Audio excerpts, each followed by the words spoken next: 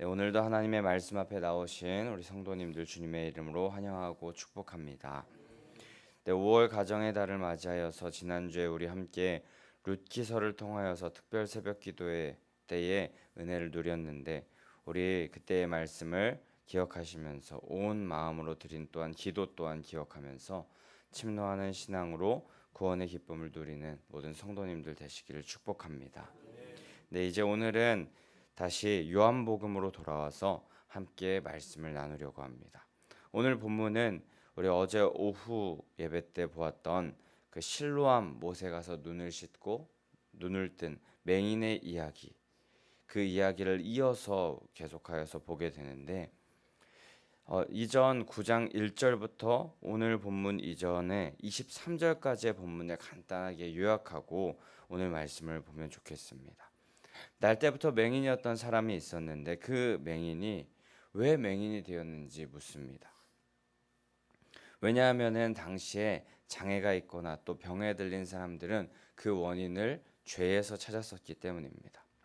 얼마 전에 청년 다니엘 기도회에 그 황태한 하준파파 집사님께서 둘째 아이를 잃는 큰 고통을 당하셨었는데 그때 처음 드는 자신의 생각이 내가 과거에 큰 죄를 지었었나? 라는 그런 생각이 들었었다고 했었는데 힘들고 아픈 일이 생길 때 우리는 당연스럽게 그렇게 생각하면서 고통 속에 신음하며 괴로워하는 자연스러운 모습이 있기 때문입니다. 하지만 예수님은 그 날 때부터 맹인된 자에게 그 맹인이 된 이유, 그것은 그 부모의 죄 때문도 아니요 그 사람의 죄도 아니라고 합니다. 3절 말씀에 이렇게 말씀하시는지 우리 함께 요한복음 9장 3절을 함께 읽어보도록 하겠습니다. 시작. 예수께서 대답하시되 이 사람이나 그 부모의 죄로 인한 것이 아니라 그에게서 하나님이 하시는 일을 나타내고자 하심이라. 아멘. 그저 하나님의 일을 하시기 위한 것임을 하나님께서 말씀하십니다. 이에 맹인이 실로암 못에 가서 눈을 씻고 다시 앞을 볼 수 있게 되었습니다. 날 때부터 맹인이 되었었지만 한 번도 보지 못했었지만 예수님으로 인하여서 눈을 씻고 앞을 볼 수 있게 된 것입니다.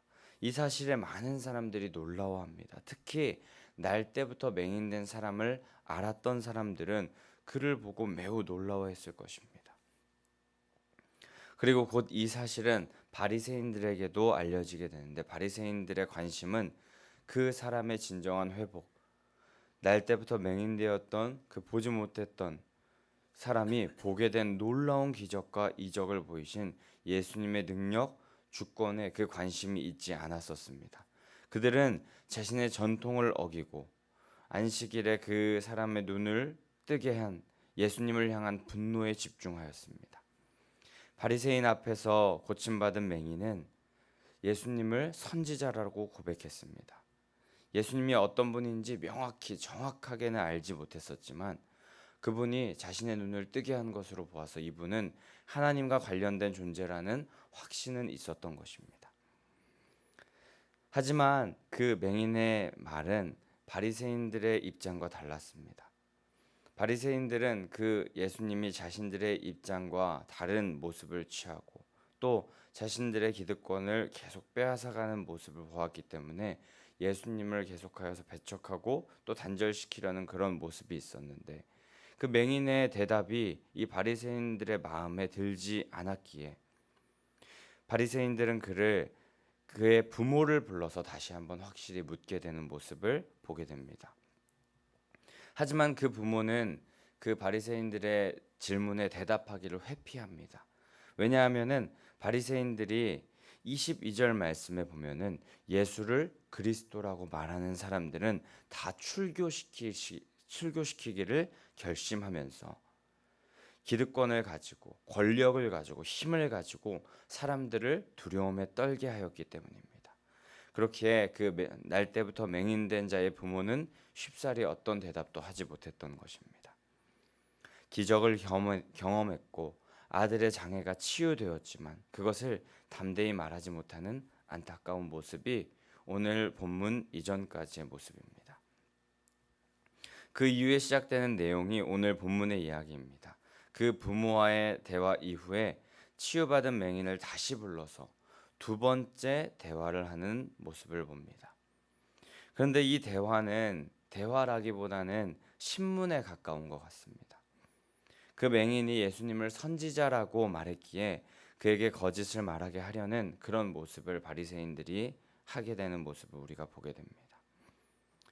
이는 세상 속에서 진리를 비진리라고 속이면서 또 예수님을 주라고 고백하지 못하게 하고 자연스럽게 죄악의 문화를 만들어서 따라가게 하려는 사단 마귀의 속성과 동일한 모습을 이 바리새인들이 하고 있는 것입니다. 하지만 그렇게 예수님을 부인하라고 하는 입장을 가진 자들의 입에서 오늘 본문 24절 말씀에는 어울리지 않는 말이 나오면서 오늘 본문이 시작됩니다. 너는 하나님께 영광을 돌리라 라고 그렇게 말하면서 오늘 본문 시작에 바리새인들이 이 맹인에게 말합니다. 그러나 이는 너는 하나님께 영광을 돌리라 라는 이 말은 지금 너의 그 맹인되었던 보지 못하였던 눈을 뜨게 하신 그 예수 그리스도 또 그와 연관된 하나님께 찬양하고 경배를 돌리며 너를 치료하신 하나님 예수님을 높여드리라 라는 그런 의미가 아니었습니다.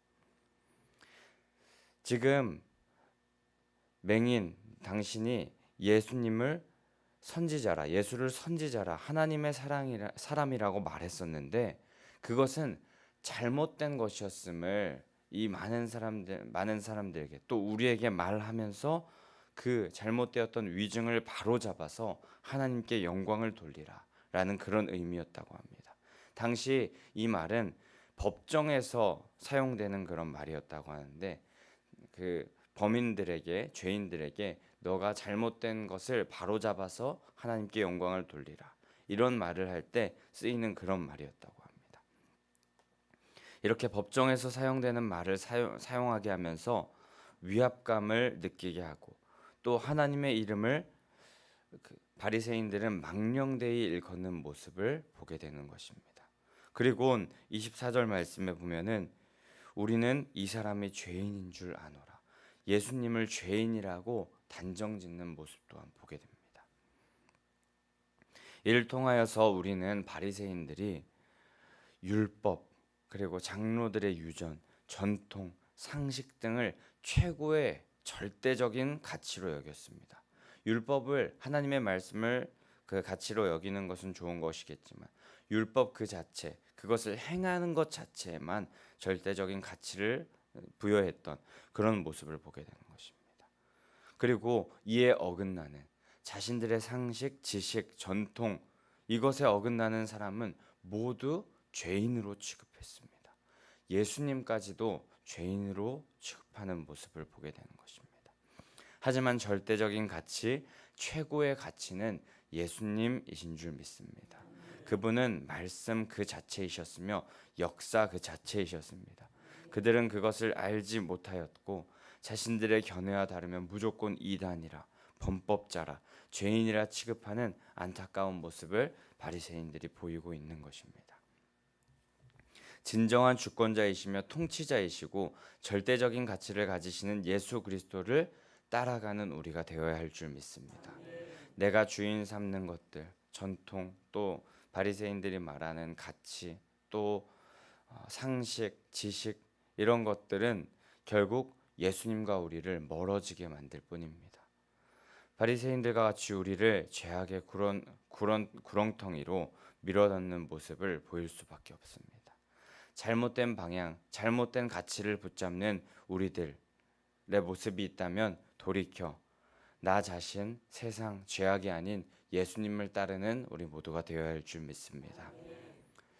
여기서 이렇게 바리새인들이 잘못된 말이 있다면 바로 잡아라. 그리고 예수님께서 죄인임을 네 입으로 말해라. 라고 그렇게 말하는 모습, 말하는 그 말 이후에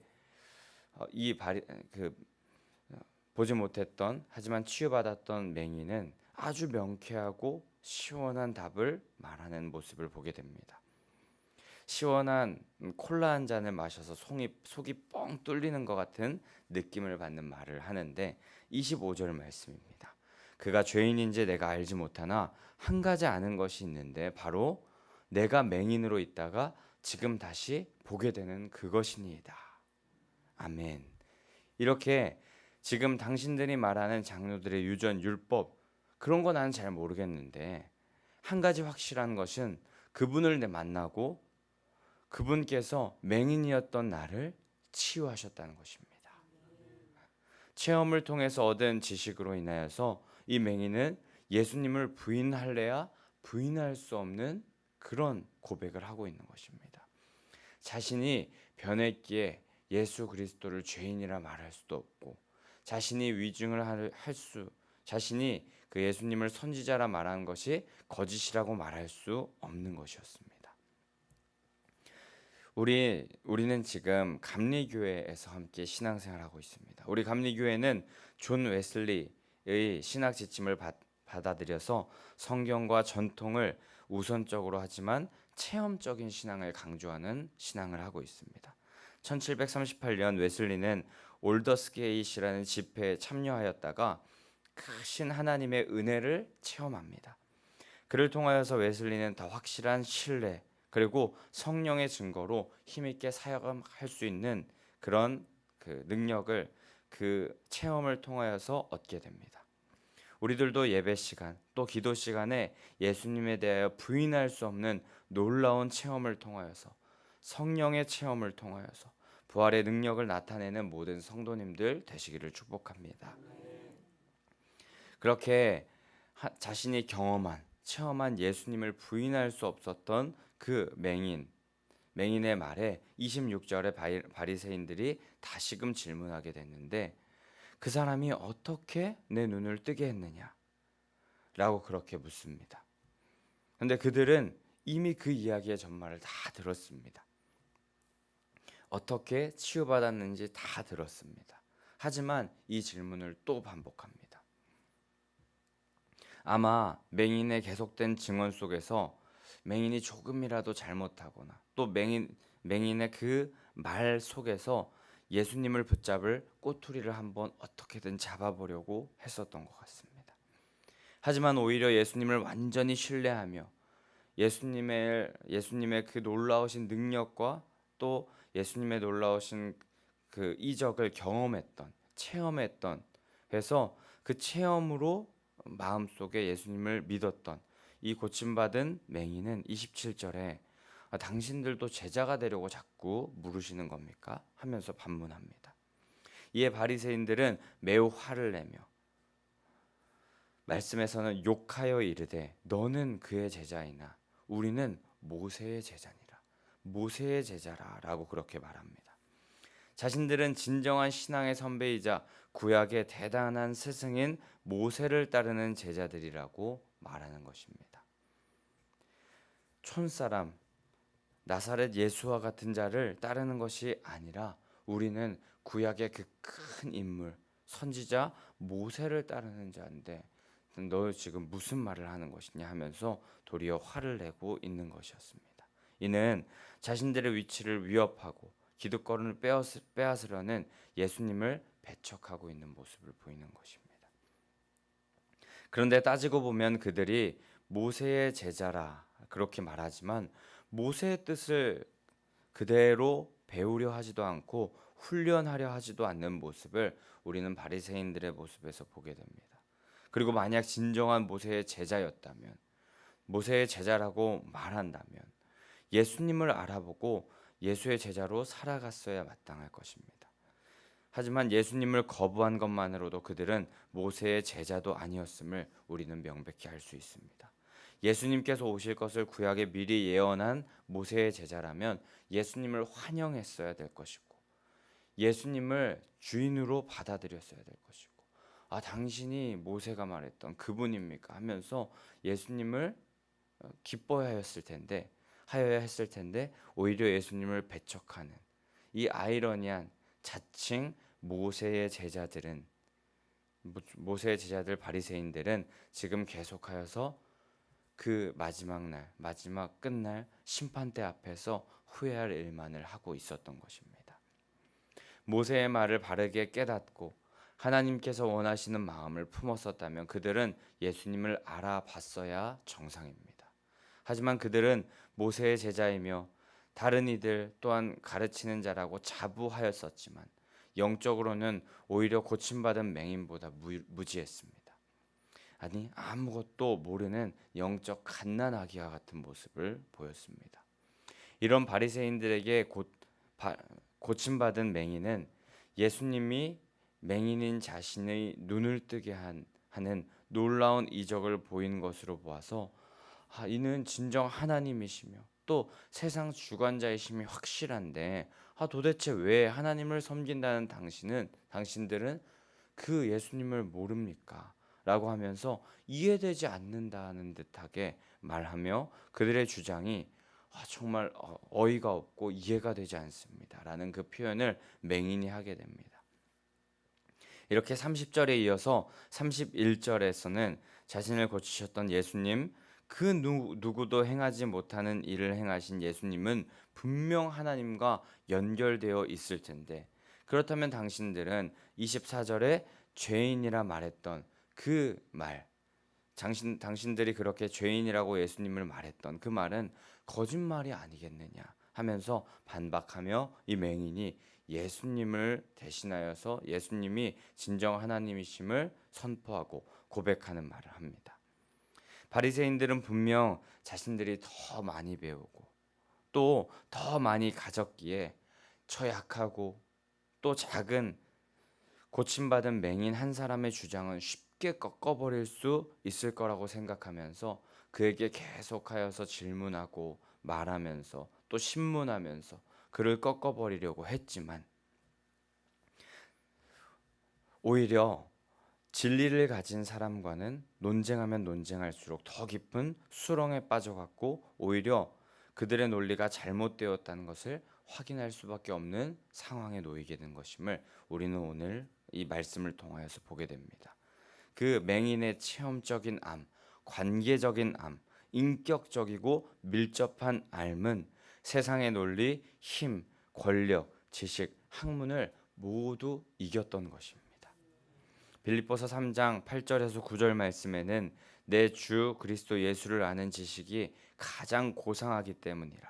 내가 그를 위하여 모든 것을 잃어버리고 배설물로 여김은 그리스도를 얻고 그 안에서 발견되려 함이니 내가 가진 의는 오직 그리스도를 믿음으로 말미암은 것이니라. 라고 그렇게 바울이 고백합니다. 한 장만 더 볼 텐데 사도행전 3장에 베드로는 은과 금은 내게 없거니와 내게 있는 이것을 내게 주노니 나사렛 예수 그리스도의 이름으로 일어나 걸으라 라고 하면서 세상의 어떤 것보다 더 능력 있고 가치 있는 예수님을 선물하는 모습을 우리 사도행전에서 보게 됩니다. 그 최고의 가치, 최고의 암, 예수님이면은 충분한 줄 믿습니다. 자신의 의견과 다르고 자신들의 의견을 따르지 않는 치유받는 맹인, 결국 바리새인들은 그 치유받은 맹인을 출교시켜버리는 모습을 맨 마지막 절 34절에 보게 됩니다. 세상의 힘으로 그를 짓누르고 묵살시키려 버리려는 것입니다. 34절 마지막에 보면 쫓아내어 보내니라 라고 그렇게 기록됩니다. 대화로 되지 않는 상황에서 그들이 쓸 수 있는 것, 그것은 힘과 폭력뿐이었습니다. 자신들이 가진 세상의 권력으로 이 일을 마무리 지어 버리려고 하고 있었던 것입니다. 그래서 결국에 우리가 세상의 눈으로, 세상의 시선으로 바라볼 때 결국에 바리새인들이 결국에 이긴 것 같다는 생각이 듭니다. 아무리 똑똑해도, 아무리 진리를 가지고 있는 것 같아도, 진리를 말하는 것 같아도 돈과 권력 앞에는 힘을 못 쓰는구나 라는 그런 생각이 드는 것 같기도 합니다. 하지만 아닙니다. 세상에서 아무리 작아 보이고 힘이 없어 보이고 연약해 보이고 또 부족해 보인다 할지라도 예수님을 아는 그 고상한 지식을 가장 최고의 가치로 여기는 사람은 결국 예수 그리스도께서 찾아오셔서 예수 그리스도께서 그를 끝까지 책임져 주시는 줄 믿습니다. 내일 본문에서 보게 될 텐데 예수님은 그 맹인에게 찾아오십니다. 세상의 그 권력 앞에 무릎 꿇은 것 같은 그 맹인에게, 그 세상의 권력 앞에 무릎 꿇을 수밖에 없는 것 같은 그 맹인에게 찾아오셔서 결국에 진 것 같지만, 진리를 가졌지만 진 것 같지만, 세상 앞에 무릎 꿇은 것 같지만 오히려 더 큰 하늘의 상급, 구원의 은혜를 허락하여 주십니다. 부활하셔서 영원한 생명을 허락하시는 그 예수 그리스도를 그 주인으로 맞이하게 하시고, 또 그 주님을 선물하여 주시는 놀라운 사건을 그에게 다시 한번 허락하십니다. 성도님들, 오늘 체험적인 암, 인격적인 관계적인 삶을 통하여서 세상 어떤 지식, 돈, 권력, 능력보다 강한 힘을 가진 이의 모습을 우리가 말씀을 통하여서 보았습니다. 물이 변하여 포도주가 된 연회장에서 물떠온 하인들이 예수님의 참 능력과 가치를 그들은 알았듯이 우리도 예수님을 경험하고 인격적으로 알아서 결국에 그분으로 인한 참된 소망을 발견하여 끝까지 그분을 따르는 자들 되어야 할 줄 믿습니다. 하지만 그렇게 소망을 가지고 그분을 따를 때에 우리와 반대의 길을 걸으면서 우리를 아프게 하고 괴롭게 하는 세상의 많은 사람들이 생겨날 수 있습니다. 하지만 이는 당연한 일이라고 우리가 말씀을 통하여서 봅니다. 요한복음 17장 14절 말씀에 보게 되면은 우리는 세상에 속하지 않았기 때문에 세상에 속한 자들이 우리를 미워하는 것은 당연한 것이다 라고 그렇게 말합니다. 하지만 담대하게 인내하고 버티고 끝까지 견디는 자들에게 구원이 있는 줄 믿습니다. 세상에서는 너희가 환난을 당하나 담대하라, 내가 세상을 이기었노라. 아멘. 이것이 바로 우리 지난 주일 수요일 예배 때 들었었던 하나님의 공의인 줄 믿습니다. 공의로운 주님께서는 우리에게 친히 갚아주시고 우리를 선한 길로 인도하여 주실 줄 믿습니다. 그렇게 인내하고 우리로 하여금 하나님은 인내하는 우리들로 하여금 하나님은 영광 받으실 줄 믿습니다. 말씀을 마무리하겠습니다. 오늘 본문의 맹인과 같이 끝까지 담대히 예수님을 시인하고 환난을 당하나 담대한 그런 신앙을 보이시는 성도님들 되시기를 축복합니다. 십자가의 모진 고통을 당하셨지만 죽음을 이기시고 부활하셔서 영원한 생명을 주신 주님 의지하며 예수님의 편에 끝까지 남아있을 때 주님께서 주시는 세상이 줄 수 없는 위로와 은혜, 축복, 소망, 상급과 영생이 우리 가운데 주어질 줄 믿습니다. 그 모든 좋은 것을 예수 그리스도로 인하여 받아 누리시는, 그래서 이 땅 가운데서도 천국을 누리시는 귀한 성도님들 되시기를 주님의 이름으로 간절히 소망하고 축복합니다. 우리 그럼 이 시간에 함께 288장